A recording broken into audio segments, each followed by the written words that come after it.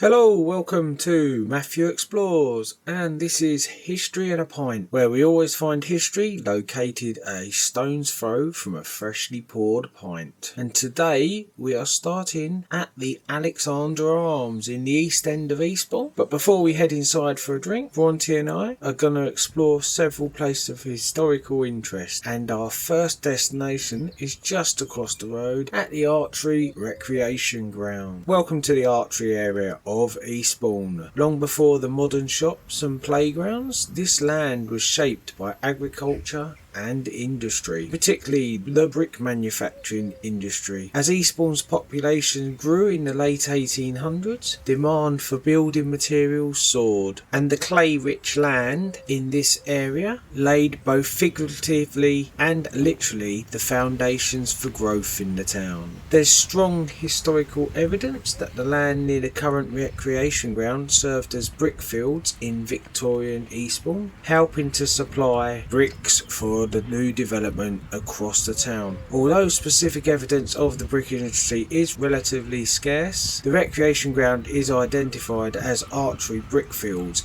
on this 1870s Ordnance Survey map. Over time, these former clay pits, also known as the Brickfields, were levelled and reclaimed and eventually became the public recreation ground around Willoughby Crescent. From mud to building materials and eventually to open space, Archery Rec is a testament to how towns evolve layer by layer. And neighbouring the recreation ground, we arrive at the location of a pub from the past, the Archery Tavern on Seaside. Once located at 346 Seaside in Eastbourne, the Archery Tavern once invited locals and visitors alike to share a pint and tales of the town. The tavern closed in 1990, briefly reopening as the Castle, but ultimately was doomed and demolished to make way for modern shops and flats. Its closure leading to the loss of a social hub for the locals of the archery area. The pub appears in heritage archives and retains a place in the local collective memory.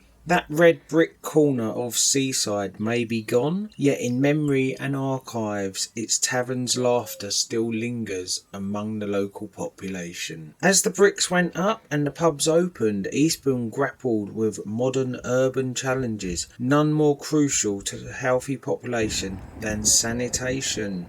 Opposite the site of the once popular Archery Tavern, we are able to view a Victorian engineering in the form of the sewage pumping house. First brought into service in the 1860s as Eastbourne witnessed the building and completions of large-scale sewage works, removing waste waters from the town and pumping it up onto the crumbles to be flushed out to sea. If anyone's interested, I do have a short video on the delights of the Eastbourne sewage system, and I'll link the video in the description. What lies beneath our feet in the archery area may be out of sight today. However, it helped build the town and protect the health of generations of Eastbournians and visitors to the town. Although the tavern bearing the archery name is long gone and the clay pits made way for joggers and children's playgrounds, the archery name is acknowledged with a nod to the past in the name of the youth centre at the park, the Archery Youth Centre, a community hub with a name linked to the past. And that's all for the archery area. We are now moving on to our next location, and that is Prince's Park. Just to say, if you do find my videos of interest, please help me build my channel by liking, subscribing, sharing. It really helps. Thank you. Right, on we go. As we follow Bronte across the bridge, we arrive at our next historic location. Eastbourne's Prince's Park. It isn't just a pretty patch of green, it's a storybook of seaside transformation, royal visits and a tramway that once zipped through the shingle. Let's explore the curious past of this coastal gem. Long before the swings and the swans, this land was part of the Crumbles, a vast stretch of shingle and marshland between Eastbourne and Pevensey.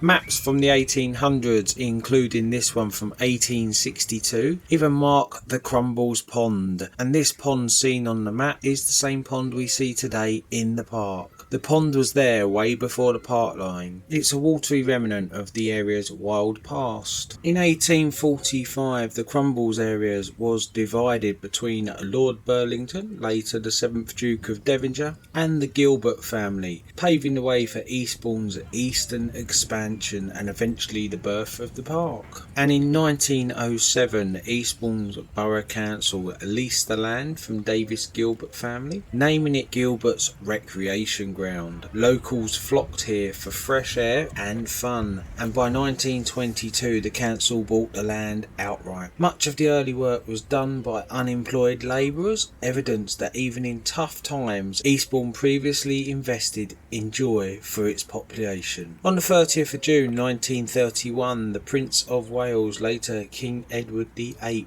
visited the town and the park. While visiting the park, he planted a tree, and this led to Gilbert's Recreation Ground becoming Prince's Park in honour of his visit. The Crumbles Pond, the park's centrepiece, it's a nod to its marshy origins, and when the park was created, the pond was engineered to include sluice gates and tidal control. It became a haven for boating, bird watching and even model yacht races. One attraction at the park that I feel would be a fantastic asset to Eastbourne in 2025 that has been lost to time due to decisions not to grant permission to extend its presence, and this was due to plans for the road expansion, and that is the now lost Eastbourne Electric Tramway. From 1954 to 1969, Prince's Park had its own electric tramway built by tram enthusiast Claude Lane. It ran for 2/3 of a mile between the park and the Crumbles. These 2-foot gauge trams were open top, charming and surprisingly popular. They trundled along the edge of the park, bringing smiles and joy to families, couples and holiday makers.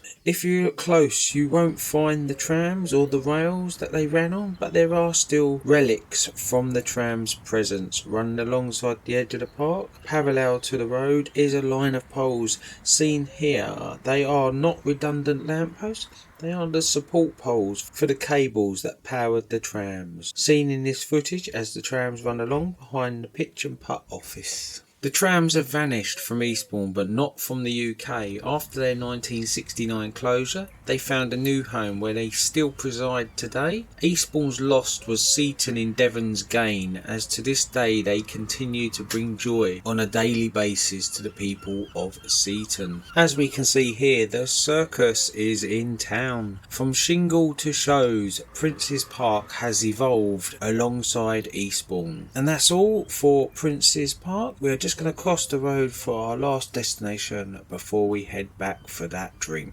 And here we are at our final destination, just in the area of the Sovereign Centre.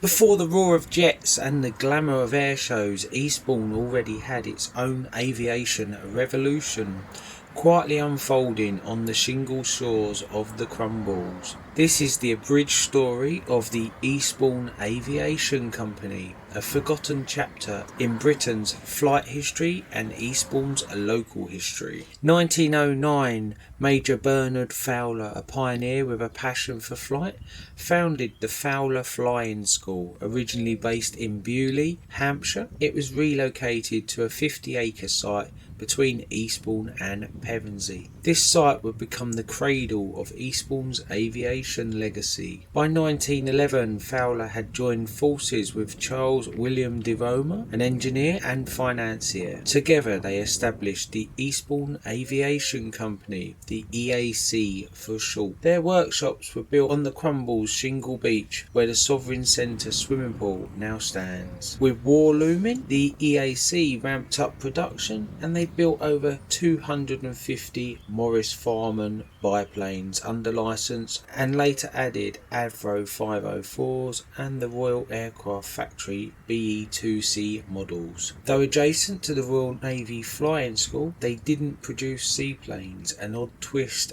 given their coastal location. In 1913, the Admiralty leased part of the EAC's airfield, transforming it into the Royal Navy Air Service training station. Over 120 men learned to fly here, including Dan Minchin, who later attempted a transatlantic flight in 1927 aboard the ill-fated San Rafael. Beyond the hangars and the factory door, 1917 witnessed the factory field a ladies' football team from workers of the seaplane sheds. Players like Hilda and Mabel Gouldhurst and Rose Holborn and Marjorie Putland brought spirit to the skies and the pitch. The end of the Great War led to demand for aircraft to plummet. The EAC pivoted briefly into building motor bus bodies, but by 1924 the company ceased trading. Its directors at the time, Bernard Fowler, Charles de Roma and solicitor H. Roll. Today the only surviving structure is a converted bungalow on Leeds Avenue, once a Royal Navy Air Service guardhouse, a quiet reminder of Eastbourne's airborne ambitions. The Eastbourne Aviation Company may have vanished from the skyline,